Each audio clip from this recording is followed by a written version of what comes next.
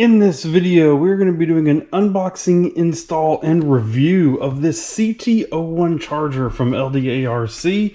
8-channel, low latency, supposed to be a pretty high quality radio from everything that I've heard at a reasonable price. Let's get in there and see what it looks like.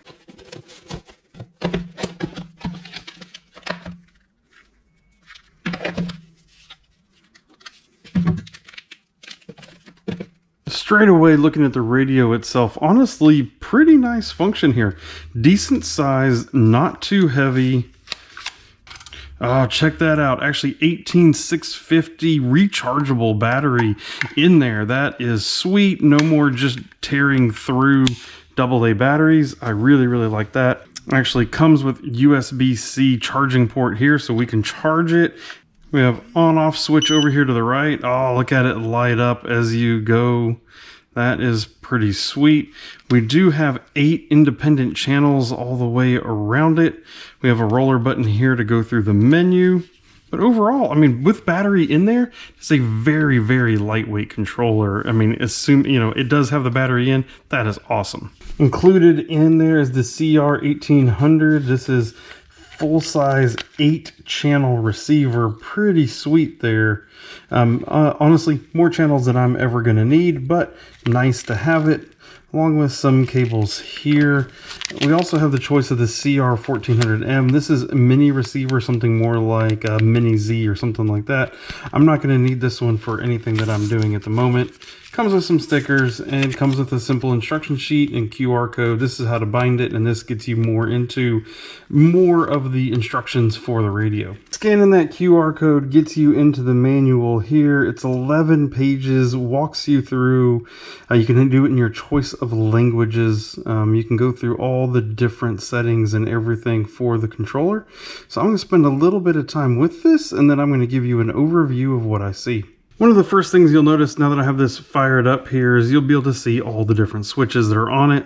So as expected, we would have a steering and throttle trims, just as you would expect normally.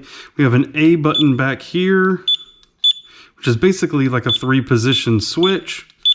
You have B and C, which again are similar.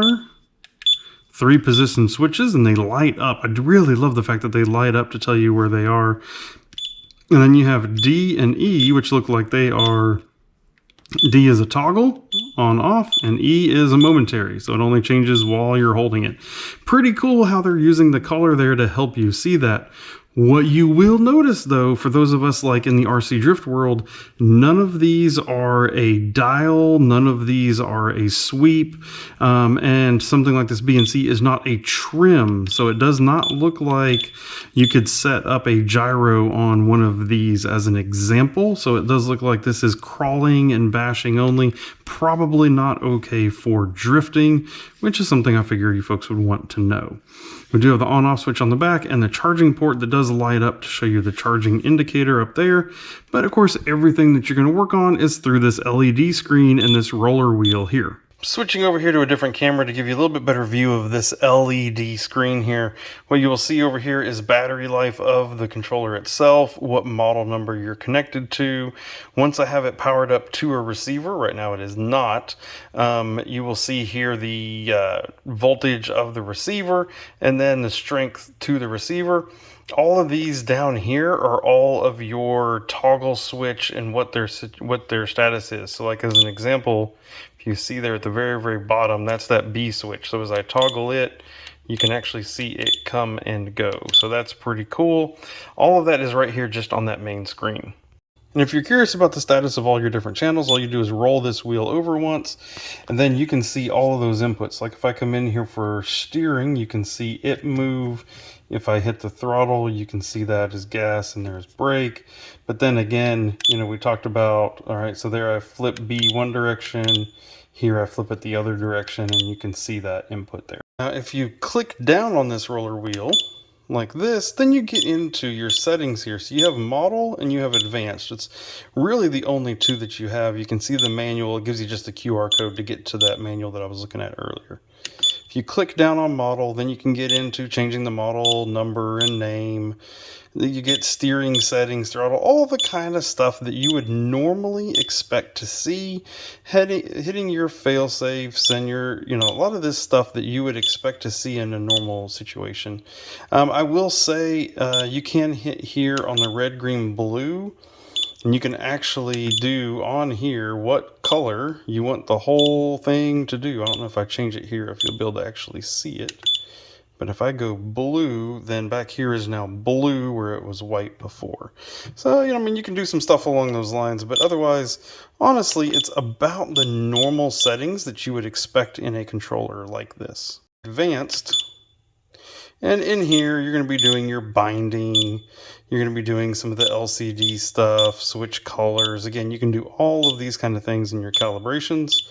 But again, it's not super advanced at the end of the day. Like, it allows you to do the basics of what you would need to do. If you were going to be setting this up for four-wheel steering on a crawler or something along those lines, if you want to hit any of these switches and set them up for lights, perfect. It's going to do all of that without any kind of issue at all. It's going to work great. What I'm going to do now is get the receiver into the buggy and actually get it bound up. I'll let you know if I have any issues or if I run into anything. It might already be pre-bound, so we need to check that out. But if it's not, again, it gives you the instructions right here as to how to do it, and I'll let you know if I have any issues. After that, we're going to take it out for a test run, feel what the responsiveness is, any issues with range, anything like that. In the included box, they do include a double-sided adhesive, and so that means we can rather easily just put that on the receiver and then sneak it down into the receiver box here, right over where we would want it. I'm going to get the wires hooked up, and then we're going to go through the bind process.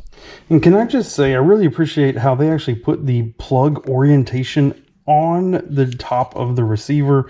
I don't know why all these other companies just assume that we know the orientation that the plug should go in. Here, they at least give you an idea of what it's supposed to be, and that's super helpful. All right, hey, we are now bound up and connected. You do basically, it's really super simple. You do just like what they say here.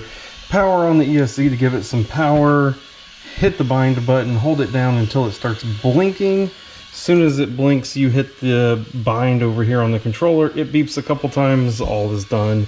Really actually super simple to get this hooked up.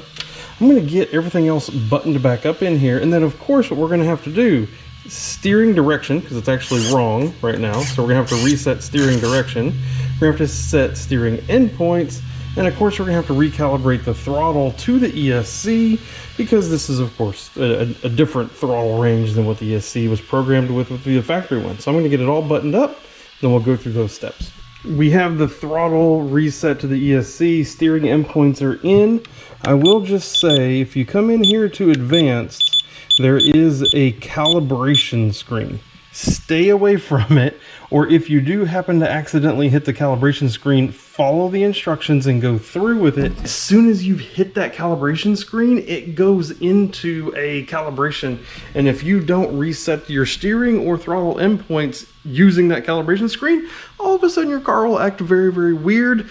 It's how I know and why it's sitting up here and not on the bench. So, word to the wise.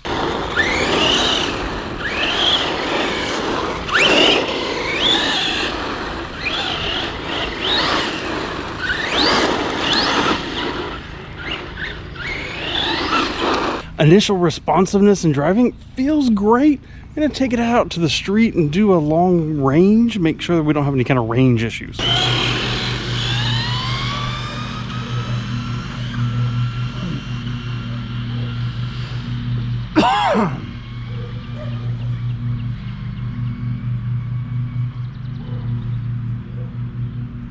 That shows no issues with that. Great range on it. Test drive is done, and that thing did awesome really out there.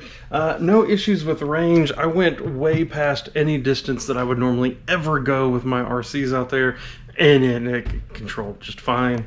No issue with like latency or anything along those lines. Felt very directly connected to the vehicle, so honestly, that's pretty awesome. And now do you want to know the best part? So as of looking it up right here, I'm actually running a 20% coupon on Amazon. So it's for under $50 and there's a 20% coupon off on it, so like another $10 off on it with that. That's pretty sweet, man. That's a pretty sweet deal. Like typically my go-to controller for something along these lines is more like the DumboRC, which has always done me very, very well. 6-channel, does have a couple of them that are kind of like a potentiometer slider instead of just on-off switches like this. But dude, seriously, rechargeable battery and the 8 channels, LED fancy lights and programmable ability and all that for that price? Dude, that's really, really good, actually. So if you're in the market for one, you gotta check one out. And if you do decide to pick one of these up, you can actually get these sticker sheets for them also, where you can actually pull out these stickers and place them on your controller in order to jazz it up a little bit. I think I'm gonna get to go doing that and see what kind of accessories and how I can, you know, make the controller look a little bit cooler with some stickers for my son. I think he'll really love that. So if you have any questions about this, leave them down in the comments below, and I'll be happy to answer them. If you are interested in buying one of these, the link to Amazon will be down in the video description. You can click on it there and get one. Thank you very much for your watching, and we will see you next time. Goodbye.